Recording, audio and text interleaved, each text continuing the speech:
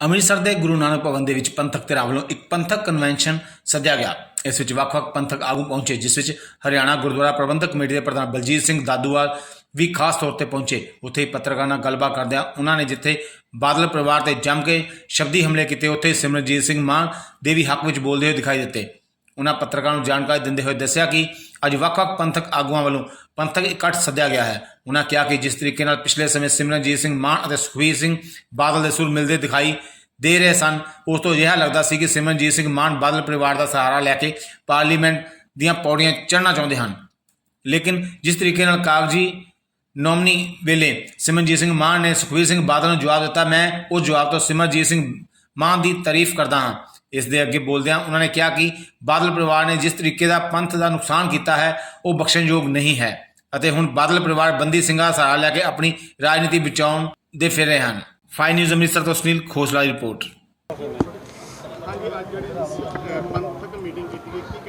ਸਿੱਖ ਜਥੇਬੰਦੀਆਂ ਵੱਲੋਂ ਪੰਥ ਤੇ ਪੰਜਾਬ ਦੀ ਚੜ੍ਹਦੀ ਕਲਾ ਵਾਸਤੇ ਅੱਜ ਗੁਰੂ ਨਾਨਕ ਭਵਨ ਸ੍ਰੀ ਅੰਮ੍ਰਿਤਸਰ ਸਾਹਿਬ ਵਿਖੇ ਅੱਜ ਪੰਥਕ ਇਕੱਠ ਪੰਥਕ ਕਨਵੈਨਸ਼ਨ ਰੱਖੀ ਗਈ ਸੀ। ਉਹਨਾਂ ਦੇ ਸੱਦੇ ਤੇ ਸੰਗਤਾਂ ਦੇ ਦਰਸ਼ਨ ਦਿਦਾਰੇ ਕਰਨ ਵਾਸਤੇ ਪਹੁੰਚਿਆ। ਬਹੁਤ ਵੱਡੀ ਗਿਣਤੀ 'ਚ ਜਥੇਬੰਦੀਆਂ ਤੇ ਸੰਗਤਾਂ ਜਿੱਥੇ ਪਹੁੰਚੀਆਂ ਹੋਈਆਂ ਸੀ।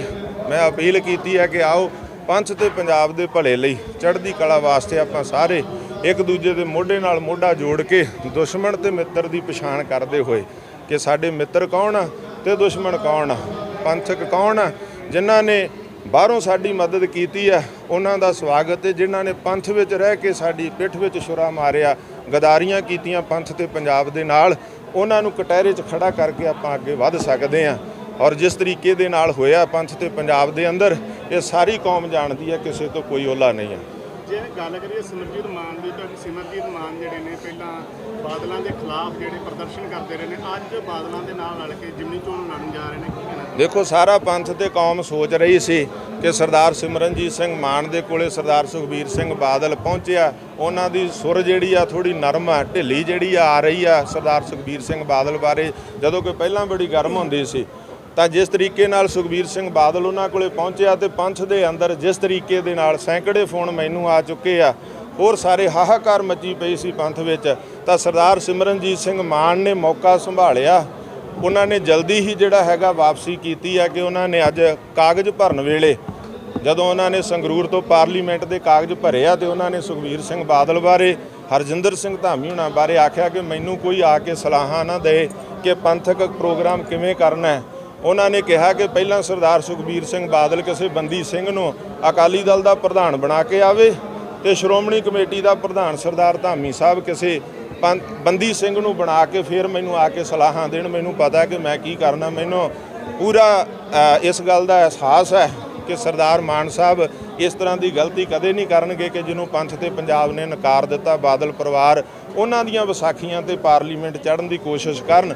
ਉਹਨਾਂ ਨੇ ਜਿਹੜਾ ਬਿਆਨ ਦਿੱਤਾ ਮੈਂ ਉਹਦੀ ਸ਼ਲਾਘਾ ਕਰਦਾ। ਔਰ ਸਰਦਾਰ ਸੁਖਬੀਰ ਸਿੰਘ ਬਾਦਲ, ਕਿਉਂਕਿ ਉਹਨਾਂ ਕੋਲ ਤਾਂ ਗਵਾਉਣ ਨੂੰ ਕੁਛ ਰਿਹਾ ਨਹੀਂ, ਉਹ ਤਾਂ ਸਭ ਕੁਝ ਗਵਾ ਚੁੱਕੇ ਆ।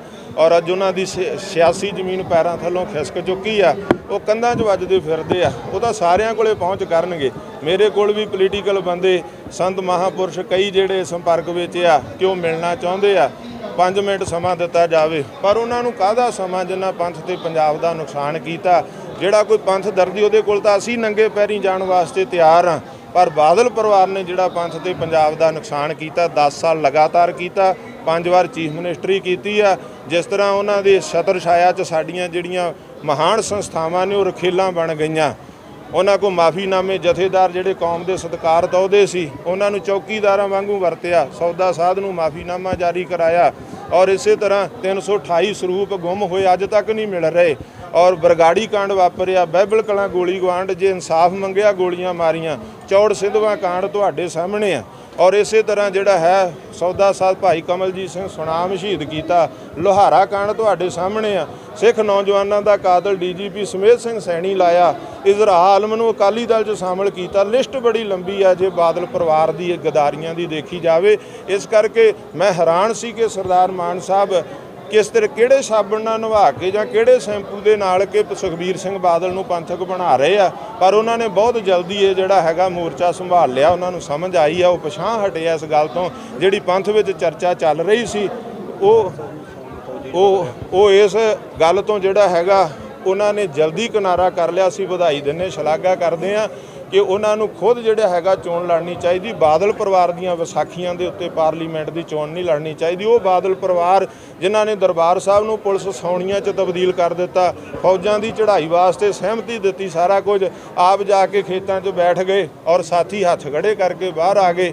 ਇਹ ਸਾਰਾ ਕੁਝ ਤੁਹਾਡੇ ਸਾਹਮਣੇ ਆ। ਜਿਨ੍ਹਾਂ ਸਾਡੇ ਅਕਾਲ ਤਖਤ ਸਾਹਿਬ ਨੂੰ ਢਵਾਇਆ, ਹਰਿਮੰਦਰ ਸਾਹਿਬ ਨੂੰ ਢਵਾਇਆ ਔਰ ਗੁਰੂ ਸਾਹਿਬ ਦੇ ਸਰੂਪ ਅਗਨ ਭੇਟ ਕਰਵਾਏ, ਚੋਰੀ ਕਰਵਾਏ, ਇਨਸਾਫ ਮੰਗਦਿਆਂ ਨੂੰ ਗੋਲੀਆਂ ਮਾਰੀਆਂ, ਸੈਂਕੜੇ ਹਜ਼ਾਰਾਂ ਨੌਜਵਾਨਾਂ ਦਾ ਕਤਲ, ਜਿਹੜੇ ਸਾਡੇ ਬੰਦੀ ਸਿੰਘਾਂ ਕੁਰਬਾਨੀ ਵਾਲਿਆਂ ਨੂੰ ਕਾਤਲ ਦੱਸਦੇ ਸੀਗੇ, ਅੱਜ ਉਹ ਪੰਥਕ ਕਿਵੇਂ ਹੋ ਸਕਦੇ ਆ? ਤਾਂ ਸਰਦਾਰ ਮਾਨ ਸਾਹਿਬ ਨੂੰ ਅਸੀਂ ਇਹ ਜਿਹੜੇ ਸਵਾਲ ਸੀ ਸਾਡੇ, ਪਰ ਉਹਨਾਂ ਨੇ ਜਲਦੀ ਇਹ ਜਿਹੜਾ ਮੌਕਾ ਸੰਭਾਲਿਆ ਤੇ ਉਹਨਾਂ ਨੇ ਕਿਹਾ ਕਿ ਮੈਨੂੰ ਕੋਈ ਆ ਕੇ ਸੁਖਬੀਰ ਸਿੰਘ ਬਾਦਲ ਜਾਂ ਧਾਮੀ ਇਹ ਸਲਾਹ ਨਾ ਦੇ ਕਿ ਮੈਂ ਕੀ ਕਰਨਾ। ਅਸੀਂ ਇਸ ਗੱਲ ਦੀ ਸ਼ਲਾਘਾ ਕਰਦੇ ਹਾਂ ਕਿ ਉਹਨਾਂ ਨੇ ਜਿਹੜਾ ਕਿਹਾ ਕਿ ਸਰਦਾਰ ਬਾਦਲ ਸਾਹਿਬ ਪਹਿਲਾਂ ਸ਼੍ਰੋਮਣੀ ਅਕਾਲੀ ਦਲ ਦਾ ਪ੍ਰਧਾਨ ਕਿਸੇ ਬੰਦੀ ਸਿੰਘ ਨੂੰ ਬਣਾ ਕੇ ਆਉਣ, ਸਰਦਾਰ ਧਾਮੀ ਸਾਹਿਬ ਪਹਿਲਾਂ ਕਿਸੇ ਬੰਦੀ ਸਿੰਘ ਦੇ ਪਰਿਵਾਰ ਨੂੰ, ਜੇਕਰ ਉਹਨਾਂ ਨੂੰ ਇੰਨਾ ਹੀ ਹੇਜ ਆ ਬੰਦੀ ਸਿੰਘਾਂ ਦੇ ਨਾਲ, ਕਿਉਂਕਿ ਉਹ ਤਾਂ ਡਰਾਮਾ ਕਰ ਰਹੇ ਹੋ, ਬੰਦੀਆਂ ਦੇ ਨਾਂ ਤੇ ਵਿਸਾਖੀਆਂ ਲਾ ਕੇ ਪੰਥ ਵਿੱਚ ਆਉਣਾ ਚਾਹੀਦੇ ਆ, ਪੰਥ ਦੀਆਂ ਪੌੜੀਆਂ ਚੜ੍ਹਨੀਆਂ ਚਾਹੁੰਦੇ ਆ, ਪਰ ਪੰਥ ਇਸ ਗੱਲ ਨੂੰ ਬਰਦਾਸ਼ਤ ਨਹੀਂ ਕਰਦਾ।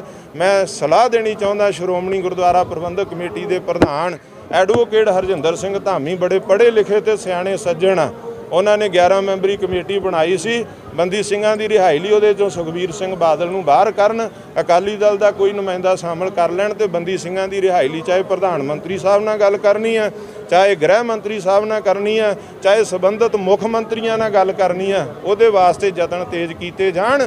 ਪਰ ਬਾਦਲ ਪਰਿਵਾਰ ਨੂੰ ਪੌਲਿਸ਼ ਮਾਰ ਕੇ ਪੰਥ ਦਾ ਲੀਡਰ ਬਣਾਉਣ ਦੀ ਜਿਹੜੀ ਹਮਾਕਤ ਆ ਉਹ ਸਰਦਾਰ ਧਾਮੀ ਸਾਹਿਬ ਨਾ ਕਰਨ। ਅਸੀਂ ਉਹਨਾਂ ਤੋਂ ਇਹ ਆਸ ਨਹੀਂ ਰੱਖਦੇ, ਅਸੀਂ ਸਤਿਕਾਰ ਕਰਦੇ ਹਾਂ।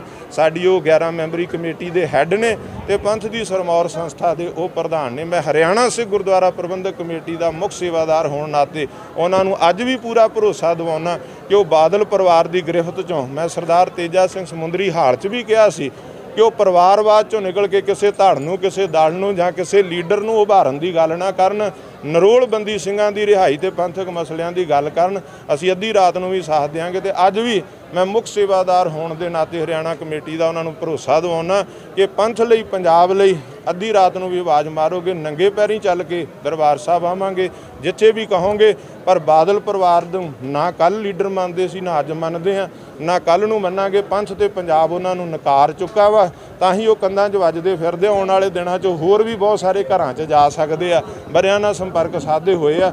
ਮੈਂ ਕੌਮ ਨੂੰ ਵੀ ਅਪੀਲ ਕਰੂੰਗਾ, ਪੰਥ ਨੂੰ, ਕਿ ਸਰਦਾਰ ਸੁਖਬੀਰ ਸਿੰਘ ਬਾਦਲ, ਸਰਦਾਰ ਪ੍ਰਕਾਸ਼ ਸਿੰਘ ਬਾਦਲ ਦੇ ਪਰਿਵਾਰ ਨੂੰ ਮੂੰਹ ਨਾ ਲਾਇਆ ਜਾਵੇ। ਇਹਨਾਂ ਨੇ ਪੰਥ ਤੇ ਪੰਜਾਬ ਨਾਲ ਬਹੁਤ ਵੱਡੀ ਗਦਾਰੀ ਕੀਤੀ। ਇਹਨਾਂ ਨੇ ਇੱਥੇ ਡਰੱਗ ਮਾਫੀਆ, ਇੱਥੇ ਇਹਨਾਂ ਨੇ ਸੈਂਡ ਮਾਫੀਆ, ਇੱਥੇ ਲੈਂਡ ਮਾਫੀਆ, ਇੱਥੇ ਇਹਨਾਂ ਟਰਾਂਸਪੋਰਟ ਮਾਫੀਆ, ਕੇਬਲ ਮਾਫੀਆ, ਇਹ ਸਾਰਾ ਕੁਝ ਕੀਤਾ। ਤਾਂ ਹੀ ਇਹਨਾਂ ਦੇ ਸਰਦਾਰ ਸੁਖਬੀਰ ਸਿੰਘ ਬਾਦਲ ਦੇ ਸਾਲੇ ਨੂੰ ਪਟਿਆਲਾ ਜੇਲ੍ਹ ਵੀ ਭੁਗਤਣੀ ਪਈ ਆ ਡਰੱਗ ਦੇ ਅੰਦਰ। ਔਰ ਨਾਲ ਹੀ ਮੈਂ ਪੰਜਾਬ ਸਰਕਾਰ ਨੂੰ ਅਪੀਲ ਕਰਨੀ ਚਾਹੁੰਦਾ ਕਿ ਜਿਹੜਾ ਪੰਜਾਬ ਦੇ ਅੰਦਰ ਗੈਂਗਸਟਰ ਕਲਚਰ ਆ ਜਿਹੜਾ ਪਣਪਿਆ, ਉਹ ਵੀ ਇਹਨਾਂ ਗੰਦੇ ਸਿਆਸਤਦਾਨਾਂ ਦੀ ਦੇਣ ਆ। ਜਿਵੇਂ ਮੈਨੂੰ ਹੁਣੇ ਪਤਾ ਲੱਗਾ ਕਿ ਸਰਦਾਰ ਸੁਖਬੀਰ ਸਿੰਘ ਬਾਦਲ ਦੀ ਜਿਹੜੀ ਨੌਜਵਾਨਾਂ ਦੀ ਜਥੇਬੰਦੀ ਸੀ, ਉਹਦਾ ਪ੍ਰਧਾਨ ਉਹਨੂੰ ਬਣਾਇਆ ਗਿਆ ਸੀਗਾ, ਜਿਹੜਾ ਇਸ ਵੇਲੇ ਮੁੱਖ ਗੈਂਗਸਟਰ ਜਿਹਦਾ ਨਾਂ ਆ ਰਿਹਾ। ਪਰ ਮੈਂ ਕਹਿਣਾ ਚਾਹੁੰਦਾ ਕਿ ਉਹਨਾਂ ਨੂੰ ਮਾਰਨਾ ਕੋਈ ਮਸਲੇ ਦਾ ਹੱਲ ਨਹੀਂ ਆ। ਉਹਨਾਂ ਨੂੰ ਐਸਾ ਮਾਹੌਲ ਦਿੱਤਾ ਜਾਵੇ ਉਹ ਘਰ ਵਾਪਸੀ ਕਰ ਸਕਣ, ਆਪਣੇ ਗੁਨਾਹਾਂ ਤੋਂ ਤੋਬਾ ਕਰਕੇ ਉਹ ਆਪਣੇ ਦੇਸ਼, ਕੌਮ, ਸਮਾਜ ਦੀ ਸੇਵਾ, ਪਰਿਵਾਰ ਦੀ ਸੇਵਾ 'ਚ ਆ ਸਕਣ। ਔਰ ਉਹਨਾਂ ਨੌਜਵਾਨਾਂ ਨੂੰ ਵੀ ਬੇਨਤੀ ਕਰਨੀ ਚਾਹੁੰਦਾ ਜਿਹੜੇ ਇਸ ਰਾਹ 'ਤੇ ਪਏ ਆ ਕਿ ਉਹ ਮਾਰ ਧਾੜ ਤੇ ਫਰੌਤੀਆਂ ਦਾ ਰਾਹ ਛੱਡ ਕੇ ਉਹ ਆਪਣੇ ਪਰਿਵਾਰ, ਆਪਣੇ ਕੌਮ, ਦੇਸ਼, ਪੰਜਾਬ ਦੀ ਸੇਵਾ ਦੇ ਵਿੱਚ ਆਉਣ, ਦੇਸ਼, ਕੌਮ, ਧਰਮ ਦੀ ਸੇਵਾ। ਮੈਂ ਸ਼ੁਭਦੀਪ ਸਿੰਘ ਸਿੱਧੂ ਮੂਸੇਵਾਲਾ ਦੇ ਘਰ ਗਿਆ, ਅੱਜ ਏਡੀ ਵੱਡੀ ਹਵੇਲੀ, ਕਰੋੜਾਂ ਦੀਆਂ ਕਾਰਾਂ, ਕਿਸੇ ਕੰਮ ਨਹੀਂ। ਮਾਂ ਬਾਪ ਨੂੰ ਉਜਾੜ ਦਿਸਦਾ ਵਾ, ਜਿਨ੍ਹਾਂ ਦਾ ਇਕਲੌਤਾ ਪੁੱਤ ਜਿਹੜਾ ਇਸ ਸਿਸਟਮ ਦੀ ਭੇਟ ਚੜ੍ਹ ਗਿਆ। ਅੱਜ ਉਹ ਬਜ਼ੁਰਗ ਬੇਬੇ ਤੇ ਬਾਪੂ, ਅਸੀਂ ਤਾਂ 4 ਦਿਨ ਜਾ ਕੇ ਹਟ ਜਾਵਾਂਗੇ, ਪਰ ਉਹ ਕਿਹਦੇ ਸਹਾਰੇ ਆਪਣਾ ਵਡੇਪਾ ਕੱਟਣਗੇ। ਸੋ ਇਸ ਕਰਕੇ ਨੌਜਵਾਨਾਂ ਨੂੰ ਬੇਨਤੀ ਆ ਕਿ ਉਹ ਲੋਕਾਂ ਦੇ, ਇੱਕ ਦੂਜੇ ਦੇ ਘਰਾਂ ਦੇ ਚਿਰਾਗ ਨਾ ਬੁਝਾਓ, ਇਹ ਰਾਹ ਛੱਡ ਕੇ ਆਪਣੇ ਦੇਸ਼, ਕੌਮ, ਧਰਮ ਦੀ ਸੇਵਾ ਵਾਲੇ ਪਾਸੇ ਆਓ। ਤਾਂ ਹੀ ਸਾਡਾ ਆਪਣੇ ਗੁਰੂਆਂ, ਪੀਰਾਂ ਤੇ ਆਪਣੇ ਸ਼ਹੀਦਾਂ ਨੂੰ ਨਤਮਸਤਕ ਹੋਇਆ ਸਫਲਾ ਹੋਊਗਾ। ਮੈਂ ਜੂਨ 1984 ਦੇ ਸਮੂਹ ਸ਼ਹੀਦਾਂ ਨੂੰ ਵੀ ਨਤਮਸਤਕ ਹੋਣਾ ਔਰ ਇਹ ਅਪੀਲ ਨੌਜਵਾਨਾਂ ਨੂੰ ਵੀ ਕਰਦਾ ਔਰ ਜਿਹੜੀ ਪੰਜਾਬ ਸਰਕਾਰ ਆ ਉਹਨੂੰ ਵੀ ਅਪੀਲ ਕਰਦਾ ਕਿ ਉਹ ਇਹਨਾਂ ਦੇ ਮੁੜ ਵਸੇਬੇ, ਘਰ ਵਾਪਸੀ ਦਾ ਰਾਹ ਜਿਹੜਾ ਉਹਨੂੰ ਮੁਕਲਾ ਕੀਤਾ ਜਾਵੇ।